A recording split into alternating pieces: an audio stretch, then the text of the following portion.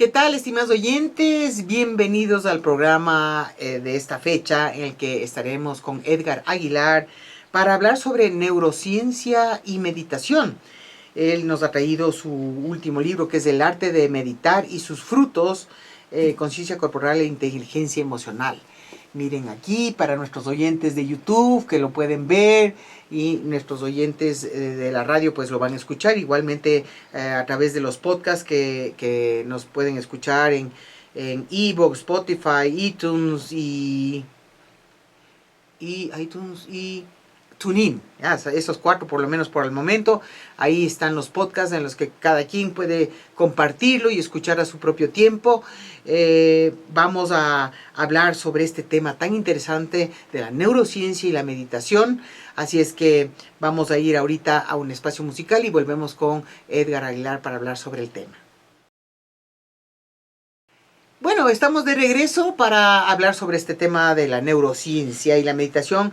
Y le voy a preguntar a Edgar, ¿qué le ha llevado a poder hablar o escribir sobre el tema de la neurociencia y la meditación? Así es que le damos la bienvenida y cuéntenos, por favor, ¿cómo llegó usted a poder escribir sobre este tema? ¿Qué preparación tiene? Gracias. Bueno, en primer lugar, tengo 42 años de práctica de meditación diaria. O sea, yo empecé en 1980 a practicar cuando estudiaba ingeniería civil. Toda la meditación marcó un rumbo en mi vida definitivamente, al punto de que después de estar 4 años estudiando ingeniería civil, me direccioné mi vida a los estudios de filosofía y teología. En todo caso, el hecho de escribir es un deseo sobre todo de compartir. No es el primer libro, este es el 6º libro, ¿no?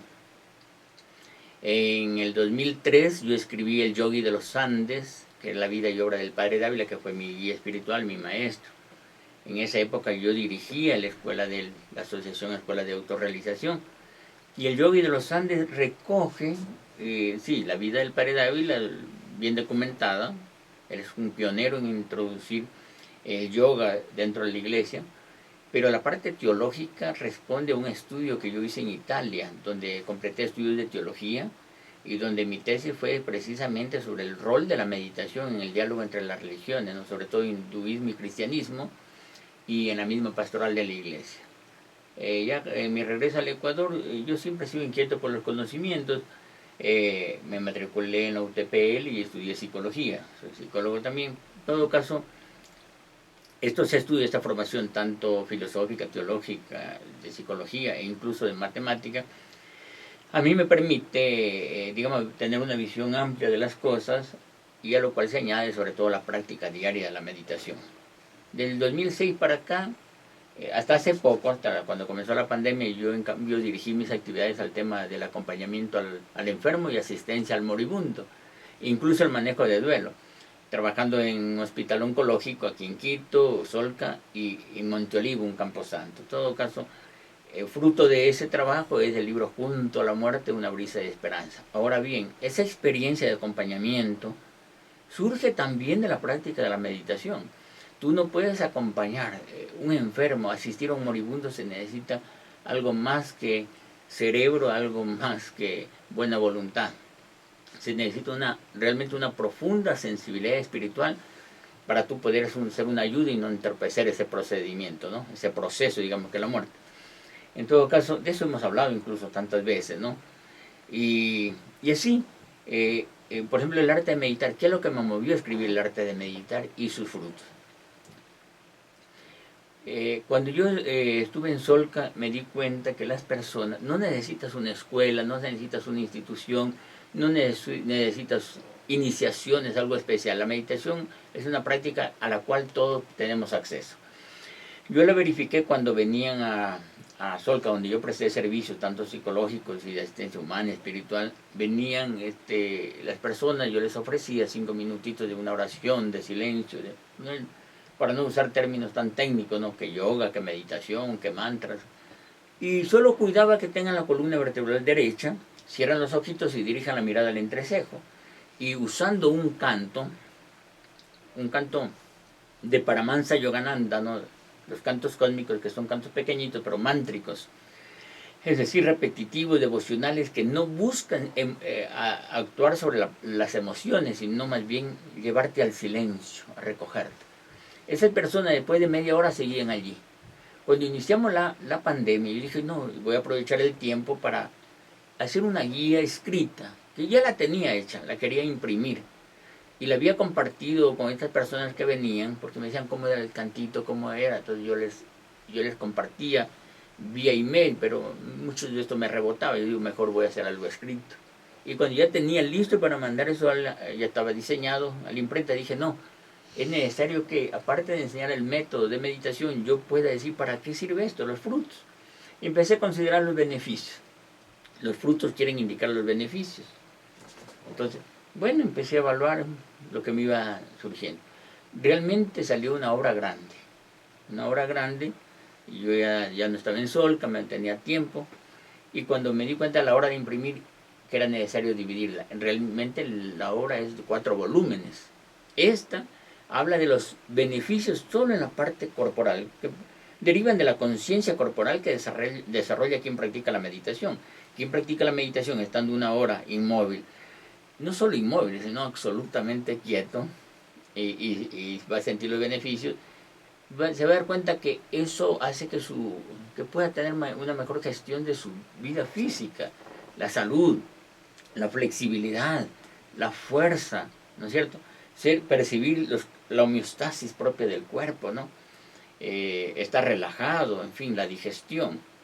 Un meditador siente eso, siente, y ya no solo es paciente de frente a lo que tiene que ver con su salud, sino que es un agente, ¿no?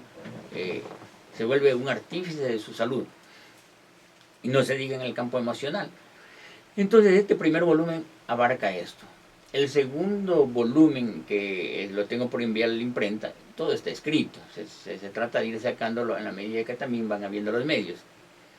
En todo caso, este segundo yo lo he centrado solo en lo que tienen que ver los beneficios en la parte cognitiva. Por ejemplo, el aprendizaje. Parece una cosa sencilla. No todos leen. No todos saben leer. Y si leen, se olvidan.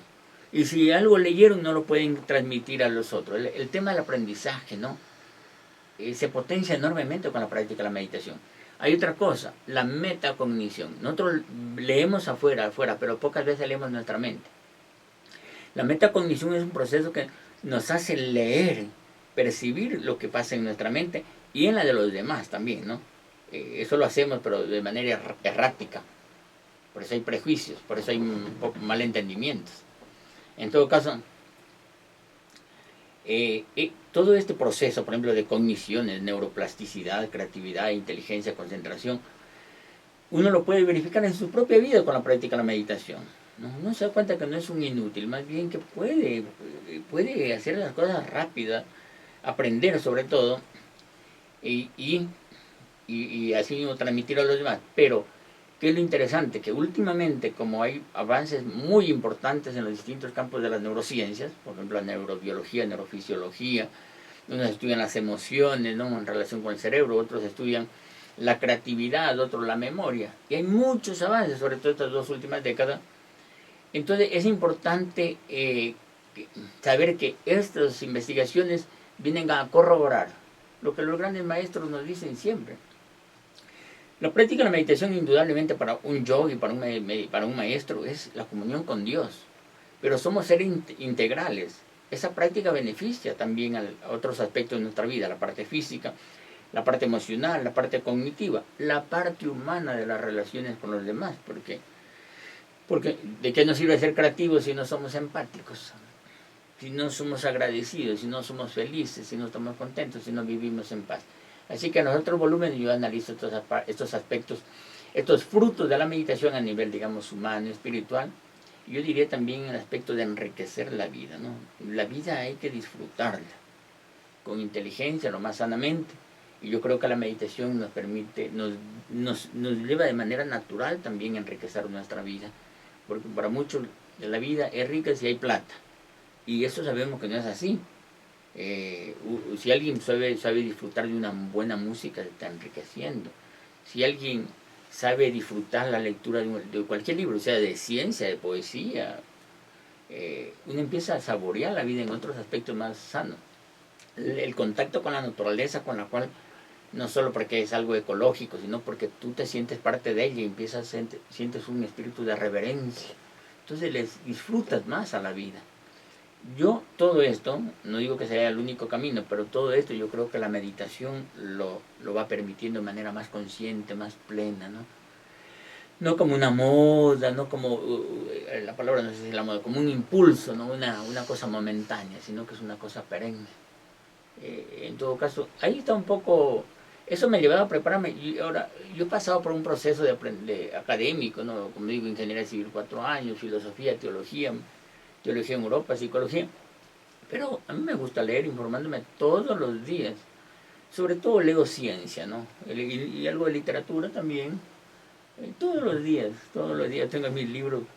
Por ejemplo, la bibliografía detrás de este libro, del segundo volumen, y aquí hay una coincidencia, porque yo me había hecho de unos 20 libros más o menos de esta temática. Cuando hablo de neurociencia me refiero a los grandes, a las últimas revoluciones. Antonio Damasio, con el tema de las emociones. Lisa Feldman Barrett, otro, el tema de las emociones. Tenemos Ramachandra, lo que el cerebro nos dice, y también Fantasmas en el cerebro, uno de los pioneros también en terapias para curar dolores de brazos que no existen. Claro. Tenemos muchísimo, tenemos el otro gran francés, que en psicología del desarrollo cognitiva, el Stanislas de Jaén, está Diane Burnet. ¿Ha oído de Bruce Lipton o de Joe Dispenza o de Greg Sí, Braden? He oído y les conozco, no los he leído a ellos, porque primero no hay mucha literatura, soy poco para los YouTube, para esto, veo esto, pero yo asimilo leyendo. Yeah. Pero ellos se quedan más en la parte psicológica. Cuando yo le hablo de un Damasio es un científico. Stanislas de Jaén es un científico. Pero San Harry, todo esto que me nombra usted, va más en la parte filosófica, sí, interesante, ¿no? Pero yo soy, quizá por mi base matemática, soy un poquito más bien de exigencia científica, ¿no?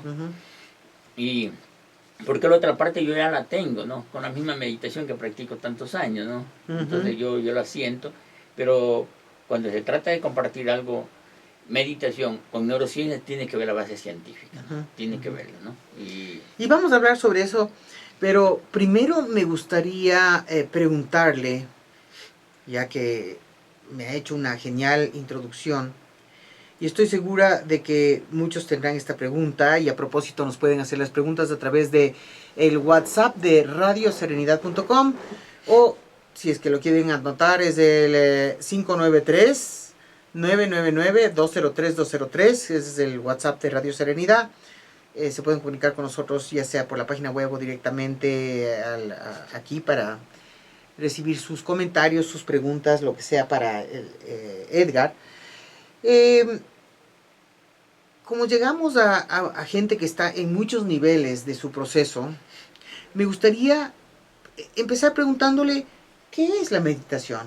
Porque mucha gente piensa que meditar es sentarse a pensar en su vida, es sentarse a recapitular su vida, y a lo mejor es parte o no parte de la meditación. Por eso prefiero preguntarle directamente con sus 40 y pico años de experiencia en meditar, ¿qué es realmente la meditación a la que usted se refiere en el libro? Gracias a la pregunta, porque creo que es muy importante que aclaremos eso.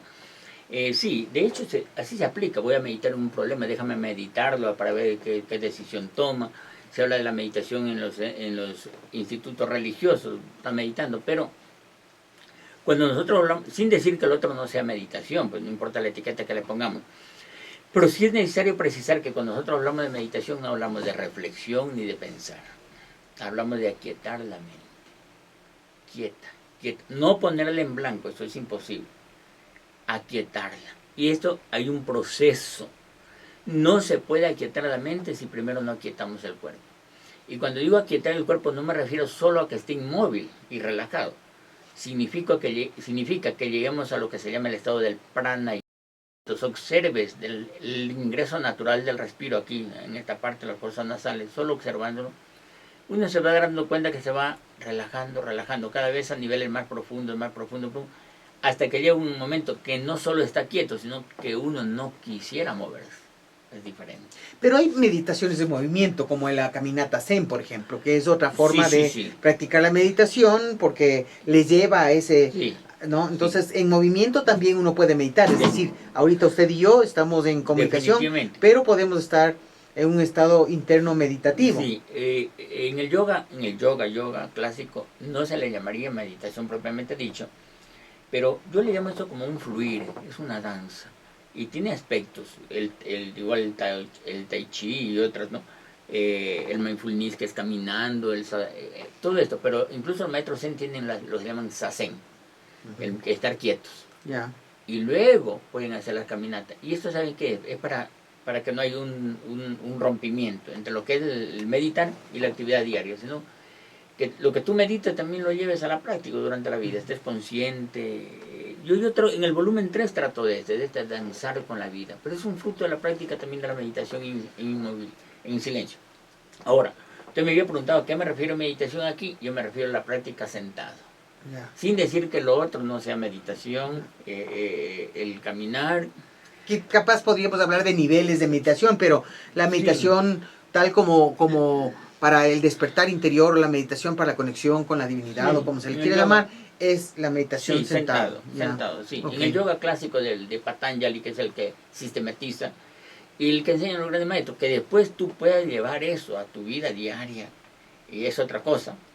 Pero yo me concentro en esta, ¿no? Sin descalificar a ninguna, porque son vías todas óptimas. Es más, hay gente que no practica la meditación y vive una vida muy consciente.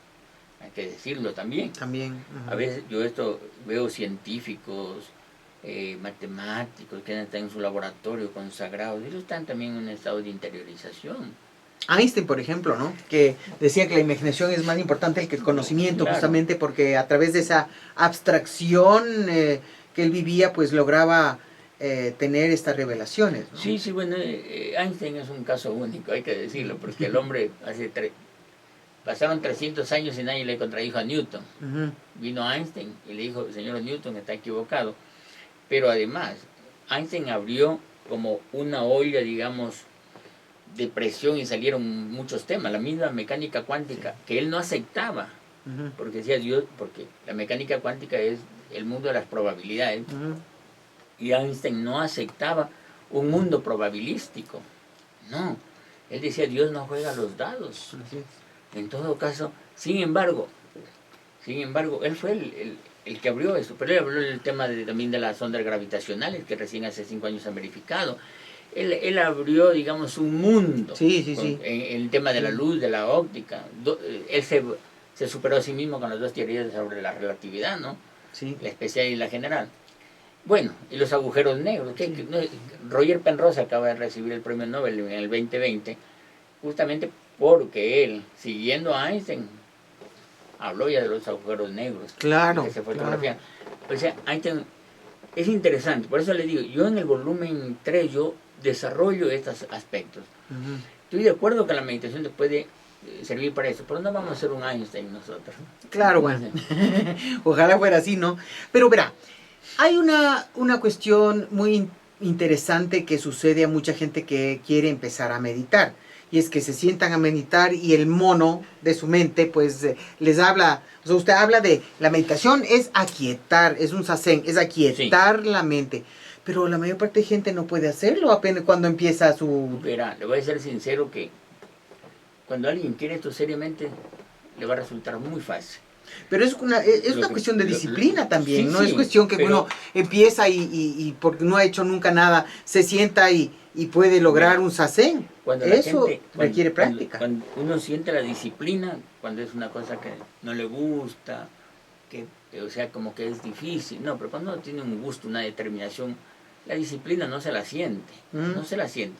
Y además hay que ser sistemático, yo hablo del arte. Pero me refiero a disciplina con la motivación para la práctica diaria. No hablemos de practicar la disciplina de la meditación, sino la disciplina que les lleva a una práctica continua. A eso me refiero también yo. A mí no me costó trabajo. A mí no. Es más, desde cuando yo empecé dije, ¿cómo es que es tan gratificante esto? Porque tiene un estado de plenitud, más bien que es como como una droga que te pide más. Ujú, ujú. Yo no sentí eso que otro. Pero entre sus alumnos, y le digo yo, porque también Sí. entre los míos, entre los oyentes, mucha gente dice, ay, no, yo no puedo meditar, porque me siento y es que la mente está a 1000 por No es hora. que no puede, no quiere. Eso, Primero, eso es lo que cuando una hay que persona aclarar. quiere, no, es que yo le digo, yo lo he visto, personas sin saber a lo que venían, 20, 30 personas. Yo, a cualquiera, si quieren, alguna vez se organizan 30, 40, yo les pongo a meditar a todos en un ratito, Ujú. si quieren. ¿Por qué? Porque nuestra naturaleza es esa también, adentro, la quietud del silencio. Hay que saber guiar A también. ver, esa es nuestra naturaleza. ¿Cómo O más entendemos? profunda. Entendamos bien esto, Sí. de que nuestra naturaleza más profunda, como usted dice, Sí. es la quietud. La ¿Cómo? quietud. Entonces, ¿por qué? Porque si es la quietud, ¿por qué hay tanto movimiento en el mundo? Porque- ¿Por qué hay tanto movimiento en la mente, tanta ida y ¿Por vuelta qué? de cosas buenas y cosas feas, Porque no guerras? vivimos tan naturalmente. Ujú. No vivimos tan naturalmente. O sea que No usted es una estaría de realidad. acuerdo con Krishnamurti cuando dice que cómo es posible que nos adaptemos a vivir en una sociedad tan profundamente disfuncional. Bueno, no sé si estemos adaptados. Yo creo que igual vivimos desadaptados, ¿no? Por eso hay tanta necesidad de terapia, psicólogos. Claro, pero estamos adaptados a vivir Mal desadaptados, adaptados. o sea, o como sea, pero me parece muy interesante porque nosotros hemos sobrevivido en este tipo de sociedades, ¿no es cierto? Hemos sobrevivido y seguimos en esas sociedades que tenemos un condicionamiento, un colectivo. Y pensamos que pues como ese es el condicionamiento colectivo y así es como vive la mayoría, pues la mayoría vive de esta manera, pero no sabe que eso es disfuncional. Usted lo ha dicho, sobrevivimos. Ujú. Sobrevivimos. Una cosa es vivir, vivir a plenitud. Otra cosa es sobrevivir, desfalleciendo, con ansiedades, con estrés. Uh-huh. Eh, ¿La meditación le quita a uno la ansiedad, el estrés? Por supuesto que A ver, ¿por qué? Le quita. Bueno, como hay muchas preguntas, ¿no? En primer, no, está muy bien, si ese es el estilo, yo también me adapto. Bueno, a ver. Porque yo me adapto, ¿no? Se adapta También, a la desadaptada esta. porque yo hablo ahí de inteligencia emocional. Vea, se habla de inteligencia emocional, se escribe en libros, se lee en libros, pero a veces, muchas veces, eso de andar picando por aquí y por allá es síntoma de que no tienen un polo, no están bien centrados. Los grandes maestros te recomiendan apartarte. De hecho, vivir en lugares no tan caóticos. Pero no todo el mundo viene a eso, ni todo el mundo está listo para eso. No. Él no habla para todos, cada uno. Cada uno es el responsable de la vida que se construye. Así es, pero lo que voy es, y de lo que puedo observar, ¿no? No todo el mundo está listo para despertar internamente. No todo el mundo viene, ni siquiera tiene el estímulo de una búsqueda interna. No todo el mundo la tiene, porque o están vienen a vivir otro tipo de vida o de experiencia, o simplemente no les resulta, no tienen la curiosidad. Ahora, que ha habido un estímulo para el despertar de muchísima gente, eso es innegable. Hay un movimiento que está llevando a la gente a este despertar, pero no es para todo el mundo. Por eso le dije, sí que quieren. Si es que quiere. Es el que quiere. Uh-huh. El que no quiere que está por ahí es una moda más, no sé, una inquietud más, una vitrina más al fin y al cabo. Uh-huh. ¿Me entiendes? Porque hay manera, hasta lo espiritual te puede distraer, lo Así religioso puede ser una especie de consumismo. Uh-huh. Si tú quieres realmente practicar meditación, quieres sentir, experimentar, ser tu propio artífice de esta experiencia, no es de nada del otro mundo, es más bien está al alcance de nosotros, porque digo, va a descubrir dentro de sí su verdadero ser. Exacto, pero necesita el que quiere, igual que no ha practicado nunca la meditación y está interesado, necesita una guía, necesita sí, una un ayuda. arte, una guía, un método y práctica. Uh-huh. De esto hablo aquí. Uh-huh. ¿Cómo esto introduzco? Por eso se llama el arte. Esto no es magia. Tiene que practicar. Claro. Práctica. Pero tienen que seguir un método. No puede estar ni sabe qué va a practicar. Necesita un método. Alguien tiene que enseñarle cómo se practica. Cómo te sientas, cómo te relajas, cómo observas el respiro, dónde diriges la mirada interior, qué hace mientras la mente está quieta. Usamos un mantra. Ese método, aquí indico en el primer capítulo, necesita. Pero eso es importantísimo. Y quizás lo determinante es que una vez conocido el método, practique. Porque si no practica no sirve para nada. Hay mucha gente que puede ir a cursos, talleres, dicen que van por ahí a ver maestros, inician por allá, pero si no practican, no tienen una disciplina, como usted decía, de práctica diaria, no se va a hacer nada. Es como que un pianista, por ejemplo, yo no voy a tocar el piano si que alguien no me ha enseñado. y como es, y después, aunque aún sabiendo, tengo que tocarlo. O sea, hasta un Beethoven y Mozart, por más genios que eran, tenían que practicar. Buenazo. Lo Bueno, mismo nosotros, no podemos improvisar la parte espiritual. Somos nosotros los que decidimos ser dueños de nuestro camino espiritual o no, con práctica. Ya en todo caso, sin esto estamos de acuerdo, pero todos pueden. La pregunta es, bien decía usted, ¿y queremos? ¿Es hora ya de tomarme en serio? No que otro venga a hacer mi vida espiritual por mí, es una tarea personal. En todo caso, ahí sí, bien, yo mismo vea, yo no soy una persona que hago proselitismo de estas cosas. Más bien en ese contexto de sufrimiento, como era un hospital, de angustia, de dolor, yo ofrecía esto. Pero mi camino fue, yo busqué y encontré. Yo no soy de los que ando por ahí vendiendo, rogándole, porque yo ya conozco. Una cosa es el entusiasmo momentáneo de las personas, otra cosa es el que se quieran consagrar a una práctica. Pero el que se consagra a una práctica va a cosechar los frutos contundentes, ¿no? de la meditación, a todo nivel. Yo creo que vamos a hablar sobre un poquito sobre el camino espiritual, el propósito de la meditación y estos frutos de la meditación. Luego de ir a un espacio musical, les invitamos a que se comunique con nosotros si tienen preguntas a través de nuestro WhatsApp, que ingresando a la página web de radioserenidad.com, pues pueden enviarnos sus mensajes y pueden dejar también aquí en el canal de YouTube, si lo están viendo por video, sus mensajitos que yo les le haré presente de los mensajes a Edgar. Y recuerden pues que les agradecemos muchísimo. El programa es un programa sin fines de lucro comunitario y les invitamos a que por favor lo compartan con otras personas que pueden estar necesitando este tipo de programas. Lo tenemos también en las plataformas de Spotify, iTunes, iVoox y TuneIn. Así es que cualquiera de tu medio favorito nos puedes escuchar y nos puedes ver en los videos. El video, pues el canal de YouTube es Grupo Serenidad. Vamos a regresar después de este espacio musical para hablar de estos temas súper importantes con Edgar. Muchísimas gracias a las personas que se están comunicando con nosotros y que nos están sintonizando por cualquiera de los medios. La verdad es que para nosotros es importante saber cómo llegamos a ti. Déjanos saber por nuestro WhatsApp cuál es el medio que tú utilizas para escuchar este programa. Nos ayudarías un montón. Y ahora vamos a volver al tema de la meditación. Y no sé con cuál pregunta empezar. Déjame pensar. Ya, yo creo que vamos a empezar con cuál es el propósito de esta meditación. O sea, ¿qué nos da meditar? Sí, justamente como le decía, ¿no? Quizás lo primero que tenemos que preguntarnos, ¿por qué quiero meditar? Pero si estoy bien, quizás no necesito, ¿no es cierto? Yo digo no necesito para complicarme la vida. Pero si yo no quiero estar yendo del psicólogo, si no quiero, digamos, si cada rato, no está mal que vayan, digamos. Okay, aquí psicólogo. Para los psicólogos. Pero, no, es que se requiere tanto, ¿no? Esa asistencia. Pero si no depender de pastillas para dormir, que tiene un problema digestivo y que no es somático, sino que es emocional.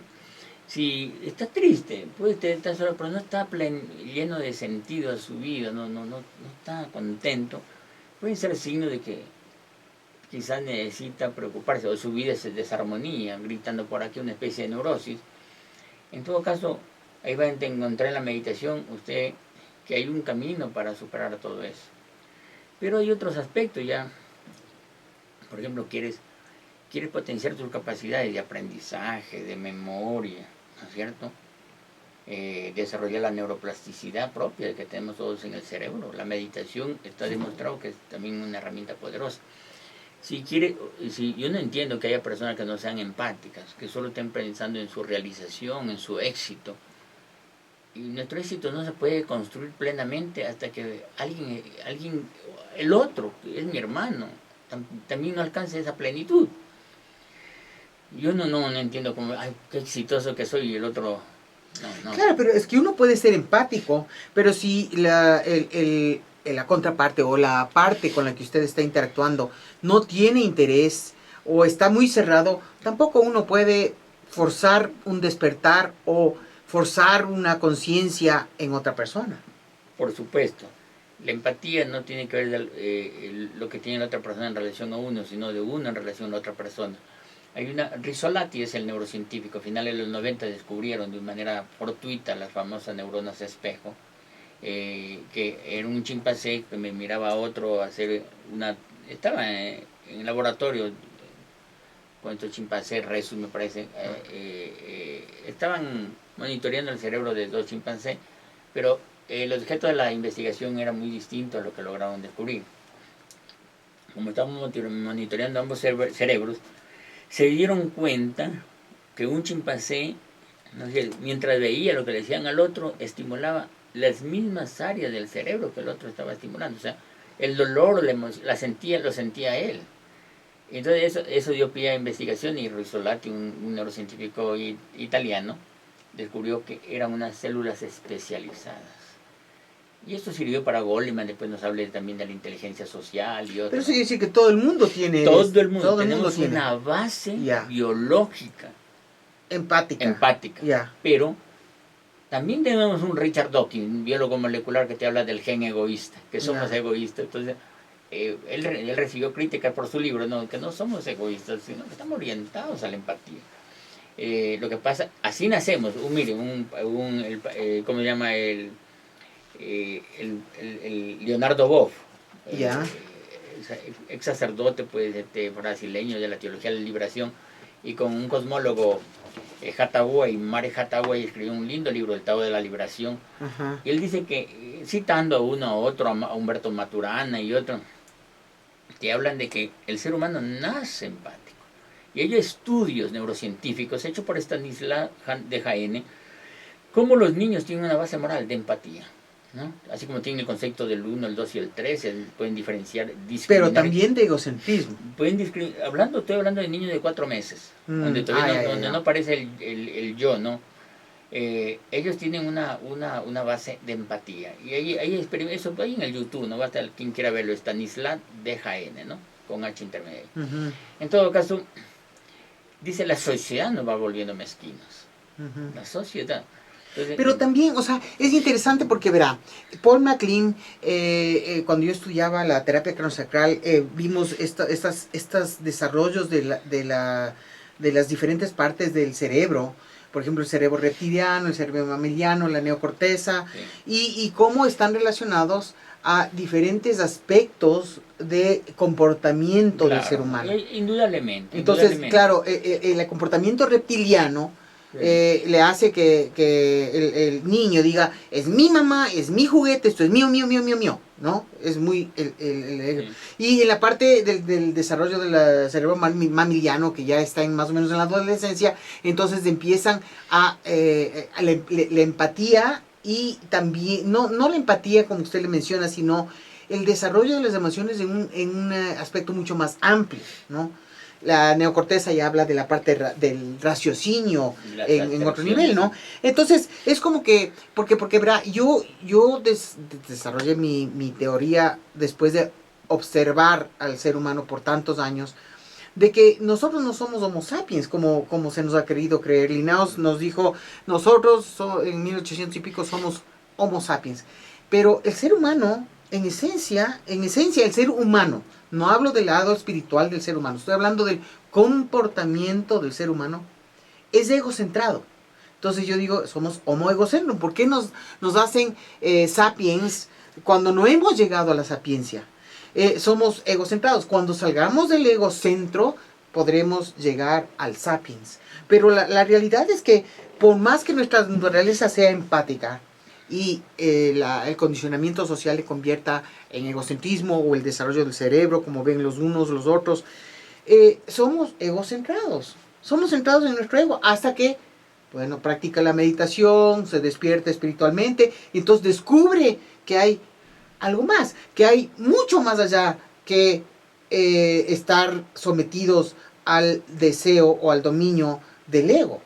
Pero para eso uno tiene que mirarse internamente. Bueno, tú eres así fecunda, abundante, tú me das mucha material, verás. Es importante, por los que nos oyen, ¿no?, ir especificando.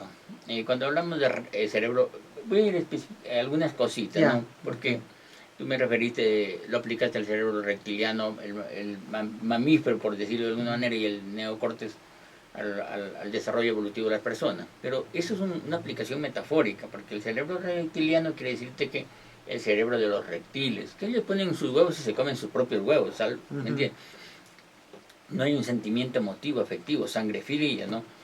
Porque el cerebro reptiliano se habla del tronco encefálico, ¿no?, que rige nuestras funciones automáticas. Ahí no entran las emociones, es automático, respiramos, digestión, latido cardíaco, algo que no tenemos un control, al menos a no ser que estemos muy entrenados, ¿no?, como detener el corazón.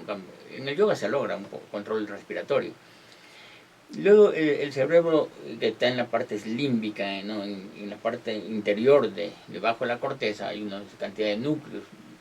Está que el hipotálamo, que el hipocampo, la amígdala sobre todo, que tienen ya los mamíferos, ¿no?, de ahí vienen cerebro mamal, no mamíferos.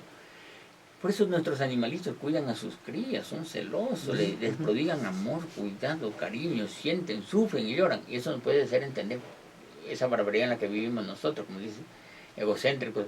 Pero esto es ya una distorsión de la naturaleza. O sea, las vaquitas, por ejemplo, le separan de su ternero y le separan después de la mamá, ¿no? O sea, ¿cuánto sufrirán esas criaturas, no? Porque ellos sienten, un perrito, un gato no pueden ser despreciados. En todo caso, pero ellos no tienen una corteza desarrollada como nosotros, sin por eso querer decir que ellos no tengan cogniciones, ¿no? Según los científicos, los animalitos, pájaros, no se diga otros animales mamíferos, tienen cogniciones, y además cogniciones. Sí. Sienten, por supuesto que sienten. O sea, si tienen memoria, tienen cognición. Tienen cognición, tienen pensamiento. Claro. Yo les recomiendo, por ejemplo, alguien puede leer el ingenio de los pájaros, el ingenio de los peces. Entonces se hace científicos observando, pero una cantidad de científicos. Usted creo que mencionó a Rupert Sheldrake el otro día.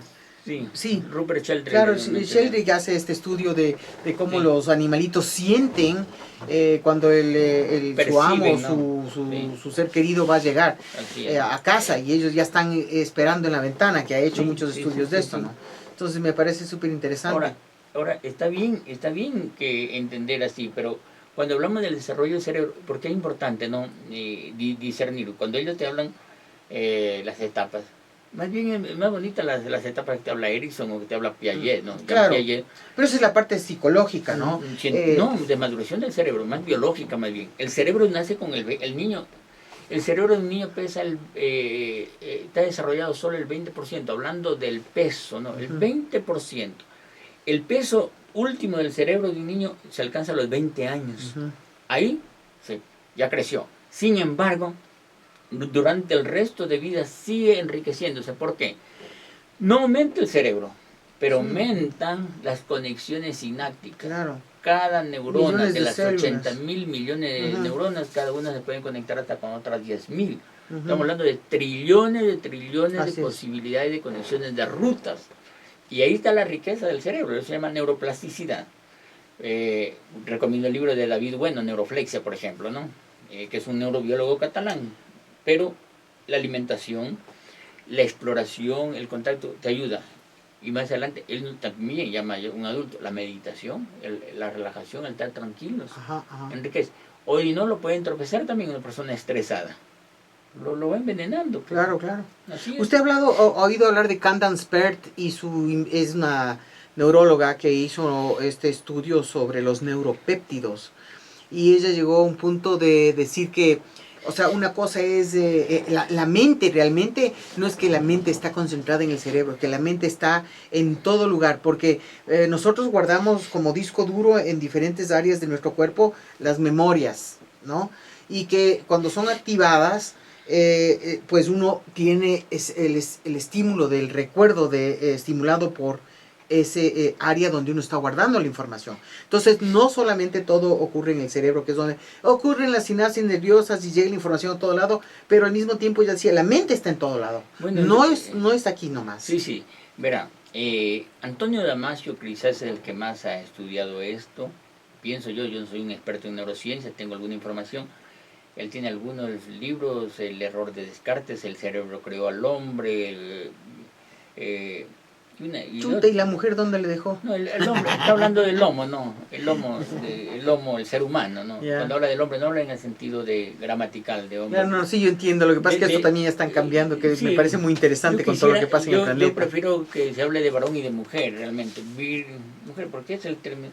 El hombre es homo, el homo. Cuando se me hablaba el homo sapiens, el homo erectus, el homo habilis, o sea, el orden, ¿no? Sí. En todo caso, Damasio dice que el cerebro está al servicio del cuerpo. Es curioso, sí, porque tú no puedes dar un paso sin... El cerebro es el que le dice, toma. Pero el cerebro recibe información del cuerpo. Las emociones no nacen en el cerebro, nacen en el cuerpo. Nuestras vísceras, aquí tenemos todo... Los parte sentidos. Del tema. Sí, los sentidos. Evidentemente los sentidos lo primero. Y luego tiene usted lo que se llama... hay un sentido que se llama el sentido interoceptivo, o sea, el que percibe todas tus sensaciones internas, no las ves, no las oyes, las percibes a través del sistema interoceptivo. Las tripas, las vísceras, que va desde el corazón, pulmones, todo lo que está dentro de la caja torácica está adentro, te manda señales. Y no nos olvidemos que aquí está el sistema nervioso entérico, que es parte del sistema nervioso periférico. El sistema nervioso entérico está regado por todo el cuerpo, pero imagínate, todo está atrapado. Ahí lo percibes, por eso la conexión. Es más, aquí en el sistema entérico hay tantas neuronas como en el cerebro. El cerebelo que está en el tronco encefálico, hay tantas neuronas como en la corteza. O sea, bien dice usted, está todo en la memoria del cuerpo. Es indudable eso, porque está irrigado el sistema nervioso todo el cuerpo. Y además, porque la memoria en sí es uno de los misterios más grandes que hay, porque no tiene un lugar específico donde pueda guardarse como es el lenguaje así, sino que está de alguna manera disperso, aunque se sabe, y a ciencia cierta, que la existencia del hipotálamo, el hipocampus, es fundamental para que nosotros podamos retener la información más allá de un minuto o por el resto de nuestra vida. Claro, porque es interesante, y así nos metemos en la parte psicológica, y usted sabe el tema del inconsciente, la conciencia, la superconsciencia, el subconsciente, o las diferentes divisiones que les han dado, y que bueno, como yo practico la psicosíntesis, realmente me encanta el diagrama que tiene Roberto Sayoli sobre las diferentes áreas de donde funciona el ser humano con la conciencia, que es la conciencia inmediata, y después tenemos inclusive, bueno, tantas cosas que son fascinantes, pero claro, es cómo podemos nosotros acceder a una memoria de cuando estábamos en el vientre de nuestra madre, pero que está registrado. Lo que pasa es que no sabemos cómo accederlo. La meditación nos ayuda a acceder a este tipo de informaciones, o acceder a cosas que pueden estar muy guardadas sin que nosotros sepamos. La meditación no busca realmente eso, no lo considera necesario. La meditación más bien busca ir más allá ya de estos condicionamientos, ¿no? Biológicos, psicológicos, ambientales, no.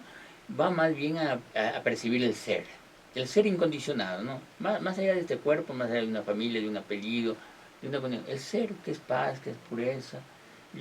A ver, pero hay conceptos, hablemos de eso. Hay conceptos que están en el aire todavía. El yo. Me hablaba del homo sapiens, del yo, de que somos egocéntricos. No quedó resuelto ese tema. Y es importante, porque no queda en el aire, lo nombraron y quedó ahí.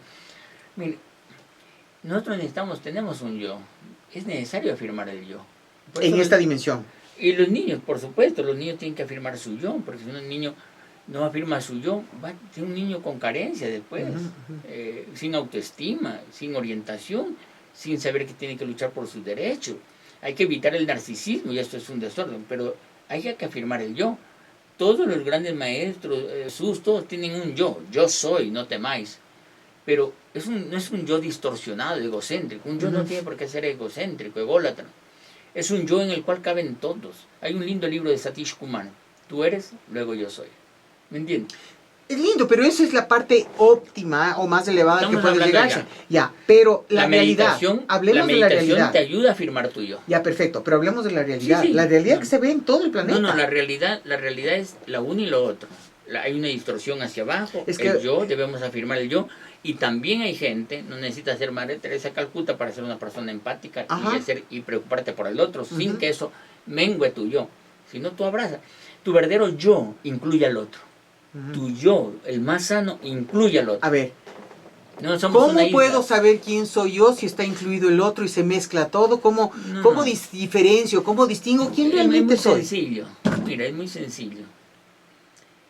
Cuando tú sientes que la vida del otro te importa, no tienes por qué mezclarte. No estás desde arriba dando limosnas, haciendo el filántropo, el altruista. Eso es ego. No, el yo es un sentimiento de parte del amor, de la compasión, ¿no? Lo dijo ya Jesús hace 2000 años, no sé cuántos psicólogos habrán paseado por esto, pero no existe poema más bello que el samaritano, el buen samaritano.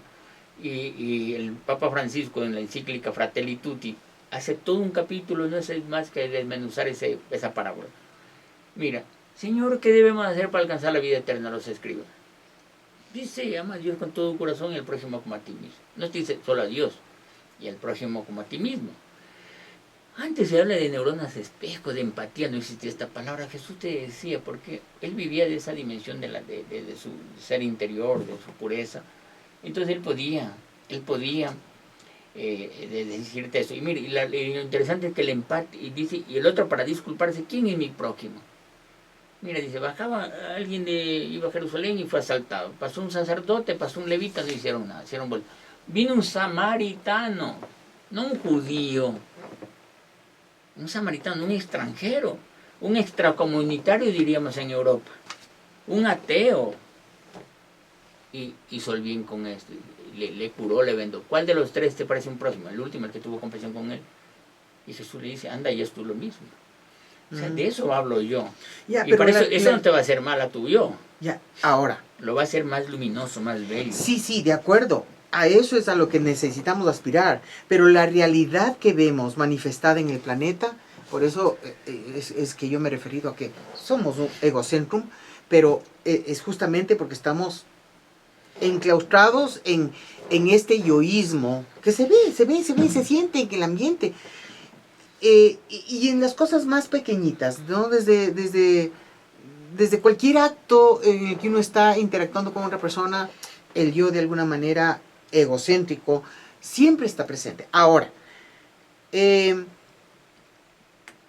lo que creo que es importante es que la gente se dé cuenta en este punto de lo que hemos hablado, es que hay una diferencia entre lo que aprendimos a hacer y lo que realmente somos, porque el que aprendimos a hacer está condicionado e influenciado por el medio ambiente, el entorno, la familia, la educación, la sociedad, el país, la cultura, y que le ha llevado, o sea, mire la diferencia, por ejemplo, entre lo que está pasando en Irán, que por sacarse ¿cómo se llame esta cosa? O por ponerse un poquito más del pelo, le matan a una persona, ¿no? A una chica. Y aquí esto es inconcebible. Nosotros no podemos concebir la cultura de allá, porque vivimos en otro tipo de sociedad. Y esa es la que ha formado nuestras creencias y nuestra forma de ver y pensar. Sin embargo, nos ha formado de una manera que es con la que nosotros nos identificamos y creemos que somos. Pero sí hay una diferencia entre lo que aprendimos a hacer y lo que realmente somos, sobre todo si es que estamos hablando de que somos un ser de empatía, de luz, de la meditación, nos encontramos con ese aspecto del vacío que, la verdad, eso es lo que personalmente creo, somos nada, porque cuando estamos en la meditación pura, estamos en una vacuidad, por así decirlo, ¿no? Un espacio que para mí, de alguna manera, se asocia con el agujero negro, que eso es totalmente intuitivo, ¿no? Porque no puedo comprobarlo científicamente ni nada, pero es más o menos esta asociación de estar en ese espacio de donde sale toda la creación. El agujero negro es la asociación de este espacio de silencio, sale todas las posibilidades. Entonces, yo creo que es importante que se entienda que hay una diferencia y que el proceso de despertar es justamente salir de este que creo que soy a llegar al que yo soy. Pero el que yo soy justamente tiene el camino más directo para poder lograr eso es el arte de la meditación. Sí, la meditación la han recomendado los sabios de todas las tradiciones desde milenios, ¿no? ¿Ah, sí? Y más allá del el nombre que le pongamos, sí, vacuidad, el vacío, la nada, son términos que utilizan, por ejemplo, en el budismo, incluso en la teología apofática, como el maestro Eckhart, la nube del no saber, te hablan de lo mismo. Son términos muy interesantes cuando uno le sabe de a qué se refieren, porque para nosotros la nada puede ser algo que nos asuste, pero cuando uno está en un estado de meditación se da cuenta realmente que va más allá de todo y está en un estado de quietud. Y me gusta la metáfora del agujero negro, siempre que la gente entienda que es negro no porque no haya luz allí, sino porque hay tanta gravedad que no deja que esa luz se salga afuera. Ajá. O sea, ahí me gusta la metáfora, el agujero negro no es negro, es tan luminoso, pero tan macizo a la vez que ni la luz puede escapar y no la podemos ver. Es decir, es indecible lo que pasa dentro del agujero negro, no podemos saberlo. Dicen los físicos, todas las leyes de la física colapsan ahí. En todo caso, a mí me gusta el símil, de hecho lo utilizo en el segundo volumen cuando hablo de concentración. Lo que se llama el horizonte de eventos, lo que es posible ver. De hecho, lo que fotografiaron recién es solo la acción gravitatoria en torno, ¿no? En todo caso, pero lo de adentro no se lo va a ver nunca. Bueno, no sé si nunca, pero al menos... Bueno, físicamente no hay por cómo, ejemplo, porque deja de ser agujero negro. O por el momento, pero quién sabe más adelante se descubra, porque obviamente hay civilizaciones mucho más avanzadas que seguramente ya pueden hablar de los agujeros de gusano que pueden tener que ver con el agujero negro. Algunos hablan de que los agujeros de negros, el agujero de gusano, pudieran abrirnos las puertas a otra dimensión ya, ¿no?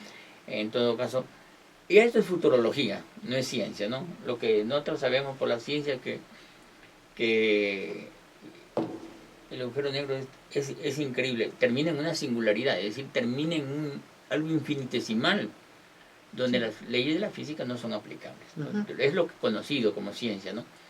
De ahí hasta Michio Kaku te habla del futuro del ser humano, ¿no? De las civilizaciones tipo A, B, C, D. Bueno, pero todo eso cae en el campo de la especulación. Es que todo, en el campo de todas las probabilidades, todo es posible. Todo es posible, así todo es posible. Así es, no pueden, así ajá, es. Ajá. Ahora, el tema de la espiritualidad, el camino espiritual, que también usted lo mencionó, me gustaría abordarlo. Pero creo que es un momento para ir a un espacio musical para dejarles pensando a todos nuestros oyentes sobre lo que han escuchado. Vamos a hablar luego de este espacio de música sobre el camino espiritual y les recordamos que pueden comunicarse con nosotros al programa en vivo, que es los miércoles por el momento, pero bueno, cualquier cosa, el WhatsApp de radioserenidad.com es el mejor medio para comunicarse con el programa. Y bueno, si nos estás viendo en el video de YouTube, pues deja tus comentarios aquí. Comparte, por favor, comparte esta entrevista con otras personas. Comparte el programa, reflexiones con todas las personas que puedas a través de los podcasts, del video de los YouTube o del programa en vivo. Porque, ya sabes, es la única manera que nosotros podemos llegar a expandir los mensajes. Es a través de la buena voluntad de las personas que les gusta lo que ofrecemos y pues pueden compartirlo con otras personas. Vamos a hablar sobre el camino espiritual luego de este espacio de música. Estamos de regreso aquí con Edgar Aguilar, autor de 6 libros, y este es el primer volumen del arte de meditar y sus frutos, conciencia corporal e inteligencia emocional, que pues lo pueden encontrar también, lo vamos a tener en Serenidad y directamente con Edgar.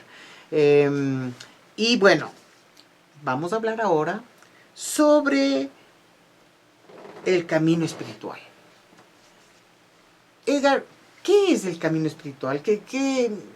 ¿Para qué hacer un camino espiritual si yo estoy bien con la materia o con mi vida de trabajar todos los días, tener hijos o pareja, generar para mí? No me preocupo de más cosas. ¿Qué es esto del camino espiritual? Bueno, no sé si estamos tan bien con la materia, no, primero. A ver, dele. No digo porque falta tanto el dinero para comprar las cosas, necesidades, no hay plata para la salud, entonces no es que estemos tan bien con la materia, ¿no? Sin embargo, Algunos podrán y les alcanzará para la vida material, ¿no? Y darse sus lujos, pero en general no. Más bien, pensar que hay 7 millones de niños antes de los 5 años de edad que mueren cada año. No todos también, pero bueno.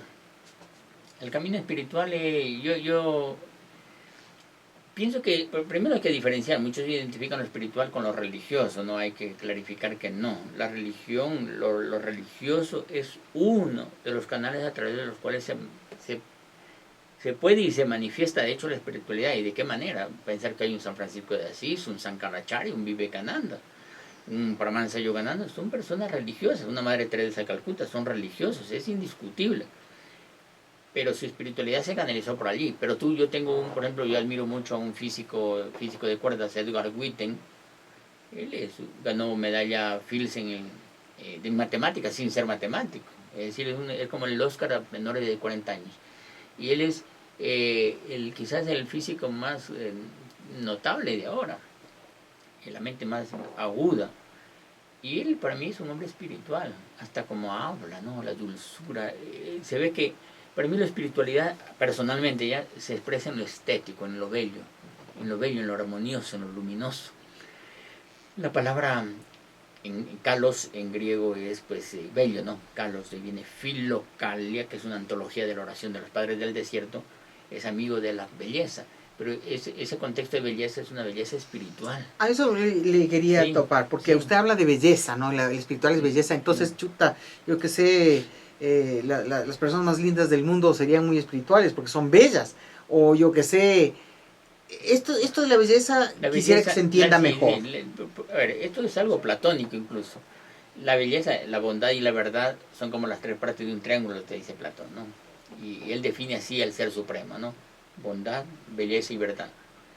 No hay lo uno sin lo otro, de eso se refirió San Agustín después en Confesiones. Pero también un Gandhi te habló, la verdad es Dios, dice él. Satyagraha fue su movimiento, consistencia con la verdad. Jesús dice, yo soy el camino, la verdad y la vida. Entonces, cuando yo hablo de belleza, es lo que yo privilegio. Y cuando yo hablo de bello, puede haber la belleza en las formas, en las proporciones, la belleza, las proporciones. Usted me hablaba antes de lo pitagórico, la matemática. Es una belleza matemática inherente. La belleza física de ver las galaxias, esa especie de mandalas que tienen las flores. ¿Por qué todos los pétalos de ciertas flores, todos, o los caracoles, tienen que tener una proporción matemática que se conoce la serie de Fibonacci? ¿Por qué? Esa armonía, esa perfección, esa belleza, no solo que entra por los ojos, es una abstracción, ¿no? También. Entonces usted puede escuchar, el mismo Roger Penrose, cuando te habla de esas famosas, por ejemplo, muchos matemáticos, Stephen Hawking también, esas intuiciones que tienen, ¿no? Corazonadas, por llamarlo de alguna manera, se plasman como realidad. Hablábamos de los agujeros negros. Hawking, ustedes saben que casi no podía ni moverse, y no, estaba poniéndose un saquito y quedó trabado. Y a través del saco vio la chimenea. Y se le vino una idea, que él dice, yo no sé de dónde vino esa idea. Esa idea se llama radiación de Hawking, ¿no es cierto? O Beethoven con la novena sinfonía. Pero sordo. Claro, siendo sordo. Entonces uno te dicen, eso es una belleza. ¿De dónde viene? Qué bella que la música. No es formas, no es guapa la música, pero es bella. O sea, lo bello, lo más inmediato que sea lo que entra a la vista. Y esa belleza a través de la vista es muy relativa. Lo que uno considera en los cánones de belleza de una cultura diferente a la de África. En África tienen que alargar el cuello con unos anillos. Lo que creen que se alargan en el cuello, lo que hacen es más bien la caja torácica bajarla, y eso es algo bello. O ponerse unas cosas acá en el labio, los aborígenes. Bueno, es bello. A otros aquí ahora se ponen también... O sea, la belleza es relativa. Es relativa, la de las formas, es cultural. Yo hablo de la belleza como algo casi inefable, que no se puede expresar, que está allí. Esa belleza, esa sensación de armonía, se siente en la meditación profunda. Es indiscutible, que te da gozo, que te da paz. Es un estado de armonía. Mire la palabra belleza para que vea, había dicho, yo he acompañado a las personas a morir. Recuerdo, y esto no está en el libro Junto a la Muerte, porque saldrá si algún rato se hace la nueva edición, un capítulo aparte. Yo asistí a un joven en el momento que estaba muriendo junto con su mami. Él tenía una bacteria en el corazón, aunque estaba lúcido, con fuerza, le quedaban horas. y él se despedía con la mamá. Era un miércoles santo. Yo digo, esta es la Virgen y este es Jesús. O sea, era tan evidente la entrega mutua de madre e hija que se consolaba mutuamente. Y yo era el único testigo allí, en un cubículo de terapia intensiva. Yo veía tanto amor que mis labios pronunciaron la palabra, qué bello. Qué bello, aquí hay dolor, pero no hay desesperación, no hay angustia, no hay egoísmo. Y dije, qué bello. Y después me escuchaba a mí mismo. La muerte puede ser bella. El dolor puede ser bello. Qué dolor más atroz. Y no tengo otra palabra para explicar lo que yo veía ahí. A esa belleza me refiero, que tiene muchos rostros. Le entiendo. Muchos rostros. Profundamente. Me contó con su papá que vivió una experiencia también. Es que es eso. Sí. De esa belleza. Esa calidad de vida honda y profunda. En todos los acontecimientos. Tú eres matemático, si te gusta la literatura. Yo gozo leyendo a Charles Dickens. Qué ironía, qué capacidad de meterse en la cabeza de las personas. Qué hermoso.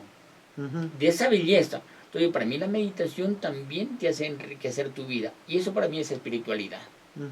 La música. Yo no soy músico ni musicólogo, pero eso no me impide disfrutar sin tener la gran capacidad de la agudeza de amigos músicos. El prólogo me hace justamente Patricio Izaga, director de orquesta filarmónica. Y la sensibilidad musical ya no la tengo, pero no por eso dejo de percibir lo que es la belleza de la música. En todo caso, la meditación te abre a ese campo, ¿no? Luminoso. Yo le llamo luminoso, no me refiero a esta luz física. Claridad de conciencia, bello. Espiritualizar la vida es vivir más allá de lo somático, ¿me entiendes? Si yo como, tengo que comer, pero no trago, disculpen la expresión, ¿me entiendes? Sino que disfruto, saboreo, agradezco. No puedo comer de cualquier manera. Me comunico, siento la comida, los colores de la comida. La claridad de conciencia creo que es un término súper importante porque, claro, conciencia es con sabiduría, de alguna manera estamos estar conectado pero con uno internamente. O sea, porque si uno vive como normalmente estamos acostumbrados a través de los 5 sentidos, hacia afuera, todo es hacia afuera. Buscamos amor afuera, buscamos a Dios afuera, buscamos satisfacciones desde afuera. Todo buscamos afuera, pero ese recogimiento interior, sí, el poder vivirlo desde adentro, esa claridad de conciencia que es como yo le podría identificar a esto, vivirlo desde la conexión interna, vivirlo de afuera, sin ninguna duda, o sea, estamos aquí en esta dimensión de la dualidad, vivimos en un mundo de altos y bajos, de lindos, de feos, pero vivirlo con esta claridad de conciencia es muy diferente que simplemente responder a los estímulos. Perfecto. Que es como la gente, acuerdo, la mayor parte vive, digamos, responde a los estímulos. El problema no es vivir hacia afuera, sino que ni siquiera eso lo vivimos bien, lo vivimos atropelladamente. Estamos sobreestimulando los sentidos. Miramos pero no vemos, oímos pero no escuchamos. Exactamente. No gustamos siquiera las cosas. En todo caso... Y la mayor parte de gente, disculpe porque se me cruza así como flash por ahorita, la mayor parte de gente quiere volcarse a la vida social de farándula o algo así como para inclusive amortiguarse de esa falta de claridad de conciencia. Sí. Sí, eso es lo que yo puedo percibir, ¿no? Es decir, nos volcamos a esto para vivir, disfrutar de momentos de aparente alegría, porque esa es la carencia que tenemos. Ese es un viejo tema. Cuando Jesús hizo la multiplicación de los peces y de los panes, dicen que comieron 5,000 personas. Y no sé por qué no contaron mujeres y niños, ¿no? Por si acaso. En todo caso, dicen que lo querían hacer rey. Claro, Jesús salió ocupado, obligó a los discípulos, suban una barca, váyanse para allá, y él se escapó. Bueno, y se fue, pasó orando, y el hecho que a medianoche fue caminar sobre las aguas, y al día siguiente se dan cuenta que no habían allí, y le van a buscar. Entonces él empieza, y lo primero que le dice, ustedes me siguen no porque comprendieron mis signos, sino porque comieron hasta hartarse. Es un signo lo material, de algo más profundo, de algo espiritual. De una carencia. Es una carencia. Entonces ellos creen que Jesús iba a salvarle de su esclavitud de los romanos, en fin, de su condición de colonia, digamos. Y querían hacerlo rey. Entonces, pero él ofrecía otras cosas. Y así él empezó a hablar ya en otro lenguaje, más espiritual. Parábolas. Sí, no, empezó a decir, quien come carne me ve mi sangre, no habita en mí, una serie de cosas. La gente dijo, estas palabras son difíciles de digerir, y empezaron a irse. Pero se quedaron un grupo de personas, los apóstoles dicen, ustedes también se van a ir. Y Pedro dijo, señores, ¿dónde quién iremos? Tú solo tienes palabras de vida eterna. Por eso yo le dije, ¿Palabras de qué? De vida eterna. Ah, ya. De algo más que nos aporte sentido, ¿me entiendes? Lo dice también San Agustín en la primera página de sus confesiones. Señor, nos hiciste para ti y nuestro corazón está inquieto hasta que no repose en ti. Tenemos sed infinito, sed de eternidad. No importa el concepto de Dios que tengamos, no hablando de un Dios de la religión, yo hablo de un Dios como absoluto en este caso. O sea, estamos diseñados no para saciarnos con lo externo. Necesitamos eso interior, eso que le llamamos de conciencia. Bueno, pero en un primer momento, nosotros debemos aprender a relacionarnos con ese mundo externo para no vivir estresado justamente. Para entenderlo. Entenderlos, vivirlo, comprenderlo, saborearlo, interactuar con él de manera adecuada. Y trascenderlo. Y trascenderlo. Pero eso requiere una mirada interior también. Para eso es importante meditar. Tú te retiras una hora. Mire, el silencio, el retirarnos, eso es sanidad. Por terapia deberíamos hacer lo mínimo, pero después nos va dando luces para desde una óptica más profunda mirar más lejos y mirar no distorsionadamente, porque lo que usted dice, cuando yo me voy al trago, me voy a los vestidos, me voy, no sé, a las fiestas, son adicciones que buscan reemplazar nuestra verdadera búsqueda, que debe ser hacia adentro. Porque lo periférico no te sacia. O sea, le sacia por ese momentito de felicidad, pero después vuelve al vacío.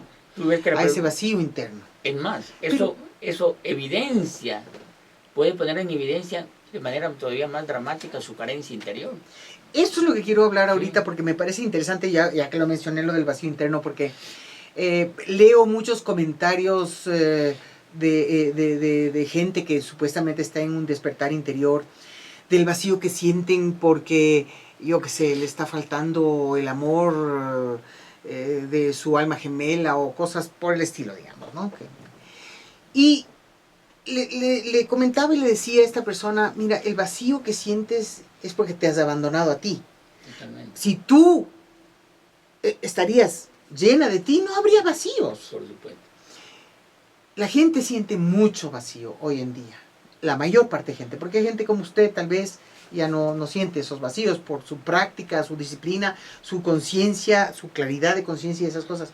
Pero es altísimo el nivel de gente que siente vacío. Me siento vacía por dentro. ¿Qué significa? Bueno, aunque ya lo dije, pero bueno, díganme nomás usted. ¿Qué es este vacío interno que siente la gente? Yo pienso que es la carencia de lo que dije antes. Nuestra verdadera naturaleza es riqueza. ¿Qué cosa? Nuestra verdadera naturaleza es riqueza, es plenitud, es estar contento, es riqueza, pero verdadera riqueza. Y la gente tiene que entender esto, que tiene adentro el tesoro escondido del que habla Jesús. Vende todo lo que tiene y compra ese campo. El tesoro escondido, cuando tú sientes alegría en el corazón, paz, estás agradecido contigo. No porque hay plata en el banco, no porque tienes un carro de último modelo, no porque ya tienes tu casa de tus sueños. No tiene nada que ver con eso. Porque hay personas que pueden tener todo eso, pero sentir el vacío. Créame que es la gran mayoría. Yo tengo, donde me han venido, bueno, yo me veo con personas muy sencillas, de condiciones económicas, gente muy sencilla, y otros muy pudientes. Pero yo no veo que la plata o la condición social, económica, en alguna medida lo haya dado plenitud, a no ser que tengan un polo espiritual. Pues, viven con ansiedad, con estrés, es que se les nota en el rostro. O sea, no hay luz. ahí tan opacos, tan marchitos. No hay luz. O sea, pero la luz, ¿cómo viene la luz? ¿De volver a uno? ¿De mirar adentro? ¿De aprender a conocerse a uno mismo? Sí. ¿De discernir, diferenciar? Pero es un trabajo que, a ver, hablemos con la mano en el cucharón tal cual, la verdad.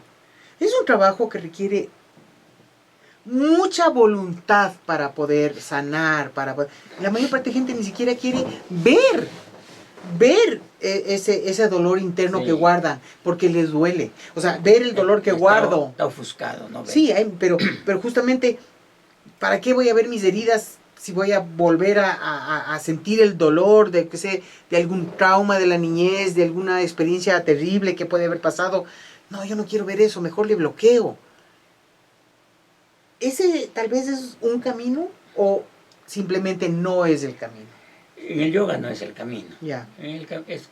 Nada de las técnicas psicoanalíticas que te mandan hacia atrás las recomiendan en el yoga, porque es identificarnos con las carencias, con las necesidades, con los traumas. Pero uno guarda esas cosas y pueden ser inconscientes. No se trata de guardarlas o de olvidarlas, pueden salir. Simplemente si uno pone eso en un platillo de la balanza y del otro lado todo lo que puede encontrar a través de la meditación, más pesa lo último. La armonía, la alegría, que lo otro palidece. En cambio, si tú estás ahí dándole al trauma, a la fobia, al sufrimiento, lo agrandas, lo agigantas. Claro, pero por ejemplo, yo conozco casos de personas que están en relaciones disfuncionales, que saben que no son buenas para ellas, pero no pueden salirse de eso. No se salen de las relaciones disfuncionales. Usted dijo una cosa muy importante, ¿Qué que dijo? se requiere mucha voluntad. Ajá, ¿Y sabe qué significa la palabra voluntad? La gente cree que es ñeque. ajá. Ponle ñeque, guerrero. La palabra voluntad viene del término latín volere. ¿Y sabe qué significa volere? Querer. Ujú. Somos cómodos. No queremos irnos de papito, mamita. Estoy cómodo, ahí me dan de comer. Claro. No quiero acá. No queremos. Entonces, es la pereza y la comodidad. Es la entonces. comodidad, La el comodidad. confort. Cuando uno tiene voluntad, oye, si eso es lo bello, la autonomía, ¿no? O sea, tú quieres, anda por donde te dice tu corazón, tu conciencia. Pero los miedos, la comodidad, ¿qué pasará mañana? ¿Qué hago solo? Este me pega pero me quiere. Ese tipo de cosas. Nos falta valor, nos falta coraje. Yo siempre digo, al cielo llegan primero los valientes, después los buenos. Si es que llegan los últimos, porque son los buenos los que traicionan. Son los bonitos que le dicen sí a este y al otro. La gente apegada a la verdad, que es valiente, frontal, eso no te traicionan jamás. Son valientes. Al cielo no me cabe duda que llegan los valientes. De los buenos yo sí tengo dudas, porque son muy, muy blandos. Y yo no creo que haya santos blandos. No conozco. Por más que le pongan mejillitas rosadas en los altares, un San Antonio de Padua, con un lirio allí, hombre, vas a escuchar los sermones. Además era tostado, era de Lisboa y medio africano. El colorcito de esa gente es hacerlo rosadito, no, pues eso no hace... Pues el mismo Jesús le ponen blanco de ojos azules cuando es de un origen palestino, Semítico. judío, ¿no? Entonces, no, es interesante cómo cambia, cómo distorsionamos por nuestras conveniencias las cosas, ¿no? Bueno, siempre que haya un Jesús negro no hay problema, un Jesús amarillo asiático no hay problema, porque son símbolos al fin y al cabo, ¿no? Pero de que todos nos hagan mirar al Jesús rubio con ojos azules y que lo universalicen, eso está malo. Pero Claro. de que cada cultura lo exprese como quiera, está bien. Pero nosotros nos escandalizamos de eso y estamos ahí, tenemos la casa forrada de Papá Noel, de los renos, que acá nunca nieva. Yo, gracias a Dios, ni árboles de Navidad, esas cosas no van conmigo, porque tenga algo contra ellos, no me dicen nada. Claro, pues No me no dicen es... nada. Claro. No me dicen nada. Ya. Así que somos bien condicionados culturalmente. Sí, es por eso yo le hablaba del condicionamiento, cómo hay una diferencia entre el que aprendí a ser, que es el condicionado, y el que realmente soy. Y el condicionado es el que sufre las ansiedades, las depresiones, y cuando empieza esa lucha, por decir, aquí algo no cuadra, y aunque sea por ese estímulo, decir, algo no cuadra aquí, y necesito encontrarme, aunque sea por ese estímulo, llegar al que realmente se es, pues una de las herramientas más poderosas, si no la más poderosa, es la meditación. La meditación. Y si la gente cree que no puede meditar porque el mono de la cabeza, pues así se empieza. Y uno puede ir aprendiendo a quietar la mente cada rato. Tiene que buscar a alguien que le enseñe. Sí, que le enseñe. Así es. También es necesario al principio. Así es. Sí. Así es. Bueno, ¿sabe qué? Yo estoy súper contenta con su visita, hablar de este tema tan hermoso. Cuéntenos, usted da cursos, ¿cómo se puede comunicar la gente con usted? A ver, no es que hago mucho, sino que lo que poco que se lo hace porque la gente lo necesite. Yo tengo personas que ya meditan hace mucho tiempo y siempre han hecho cursos, están formándose. Yo tengo dos grupos, por ejemplo, solo para el estudio del Evangelio. Un estudio en la línea que estamos hablando, ¿no? Yo no es que me enfoco en la parte religiosa, sino en la parte humana, psicológica, contextualizo. Entonces tengo un grupo los martes continuos, son cursos continuos, ¿no? Hay tanta riqueza allí, tanta riqueza, y que la comparamos, ¿no? Es un estudio comparativo de los evangelios en todo caso. En esta semana inicio un curso en cambio sobre justo el tema, ¿no? Que nos convoca cerebro, meditación, ¿no? Siempre inicio enseñando a meditar. En todo caso, el contacto es el 0984 516 122. Ya, aquí lo tengo. Sí, yo tengo un centro ahorita, es virtual, ¿no? 0984 516 122. Y el centro se llama Ecumene, ya, Creciendo Integralmente. ya. Y a través de mi libro también está dictado por Ecumene. O sea, soy Ya. yo mismo, ¿no? Ecumene.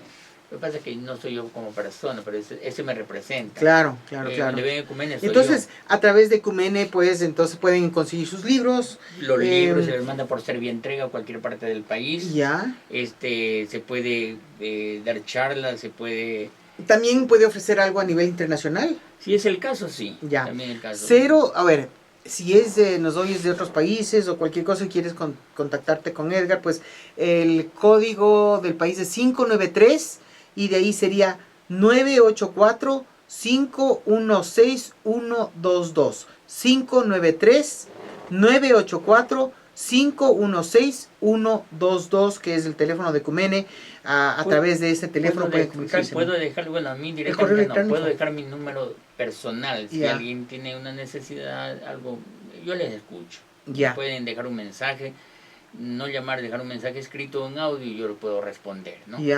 El 0987 734 633. Edgar. Entonces, allí también pueden dejar algún mensaje. ¿Correo electrónico? Sí, a ver, el correo de Ecumene no me recuerdo realmente. En todo caso, mi correo es aguilar-1959 @yahoo.com. Ya, perfecto. Sí. Entonces, repito estos dos últimos números. El personal de Edgar es 098 7734 633 y el correo electrónico aguilar-1959 @yahoo.com. Yo le quiero agradecer muchísimo por su visita. Por ahí tengo entrevistas antiguas, pero siempre son, cada cierto tiempo, siempre vienen nuevos enfoques que vale la pena compartir. Y yo le agradezco muchísimo por su presencia y espero que haya gente que se comunique y si me llega a mí algún mensaje yo le reenviaré. Y espero volverle a tener por acá para hablar de sus otros libros. Dios mediante. Gracias, Gloria. Gracias también a quienes nos escuchan, ¿no? A las órdenes.